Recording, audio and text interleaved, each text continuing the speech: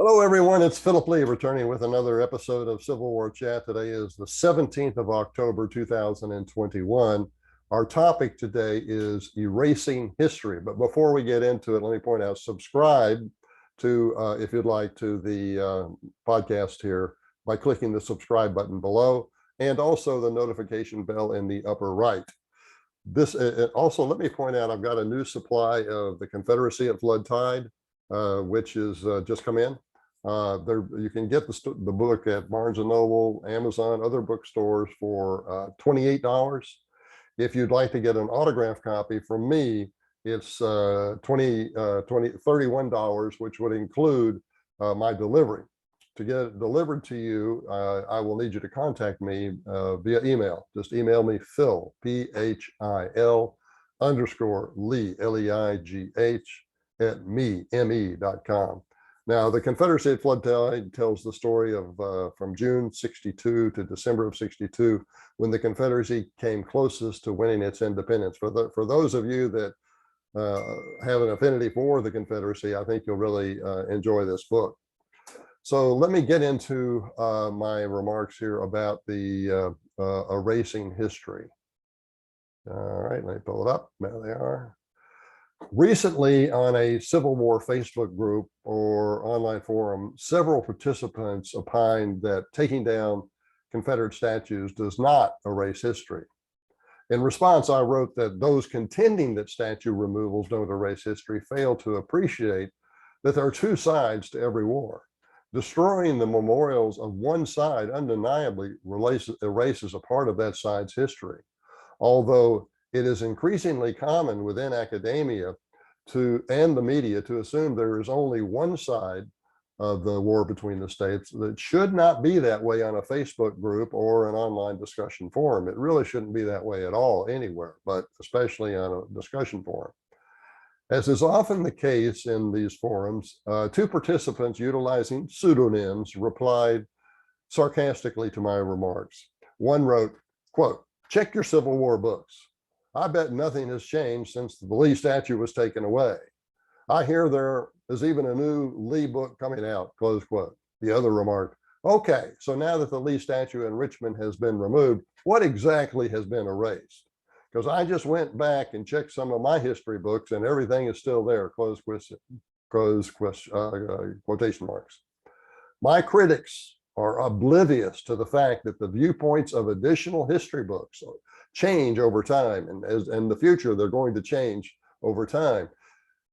And in fact, they've become progressively hostile toward the Confederacy and white Southerners since the publication of James McPherson's Battle Cry of Freedom in 1987 and Eric Foner's Reconstruction in 1988. Thus, when you erase part of the history today with those statues, you leave the future writers to have a less clear interpretation of what the Civil War was all about.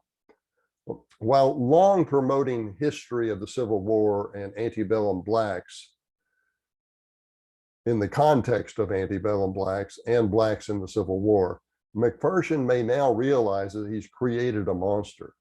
It exists in the form of the New York Times' 1619 Project, which teaches that preserving slavery was a prime American motive for the 1776 revolution.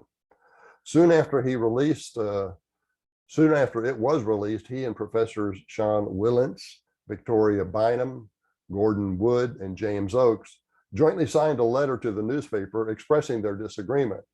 Noting that all five academics were white and most were male, the black lady heading the project dismissed their criticisms. Unlike the others, however, Eric Foner likes the project. During a November 2019 interview with The Nation, he remarked, quote, "What is good about the project is that it popularizes scholarly findings," meaning his and David Blight's and James McPherson. It popularizes the findings over the past generation that put slavery very close to our national experience. Fortunately for Foner and McPherson, when they were developing their race-centric interpretations, they were employed by schools that did not censor new opinions, most notably theirs, Presently, however, the Academy censors any viewpoints that reflect favorably upon the Confederacy and historical Southern leaders, even if that viewpoint agrees with the concept of the nature of Black victimhood. Such censorship leaves new scholarship to move incrementally in the direction it's already going. That will lead to more demonization of the Confederacy, her citizens and leaders. That is inertia. Thus, removing statues tends to cause future textbook writers to lean even farther in the same direction. It will also leave them and future educators to lean toward totalitarian instruction. Without free speech, which is the opposite of censorship, the ultimate result is thought control of the students, and that probably is their objective, but nonetheless, that's what the result will be. Once the monuments are gone, future generations have little opportunity to question why they were originally erected.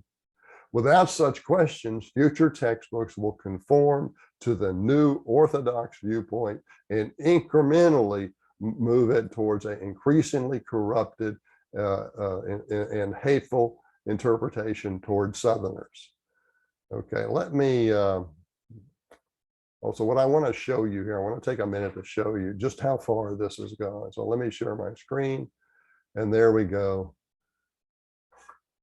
This book is about Confederate statues, and it's written by this Karen L. Cox of the University of North Carolina at Charlotte.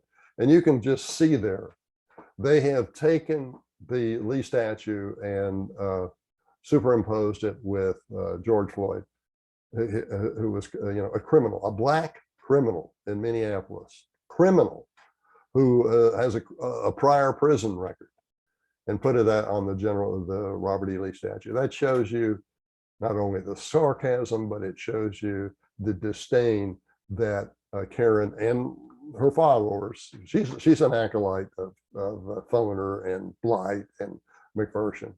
This just shows you the disdain they have for white Southerners and the Confederate history and Confederate heritage. This kind of stuff is this is the orthodox now. This is the orthodox. And what happens with censorship is incrementally new books keep moving in this same direction. As I pointed out in the beginning, to a point where even James McPherson said, hey, this has gone too far. Well, he's from North Dakota, so all of a sudden you're, the Black scholars and the Karen L. Cox scholars, he's white, they're actually going to start criticizing the white ancestors of Northerners. Oh, and James McPherson can't take that. No, that's not permitted. You can just demonize white Southerners. So anyway, that's our view for today, and that's our show for today. I'll probably be back to you within a couple of days with another episode of Civil War Chat. So click on that subscribe button if you want to subscribe, and also the notification bell to be notified when they're out. Okay, thanks for watching. I've enjoyed making the presentation to you.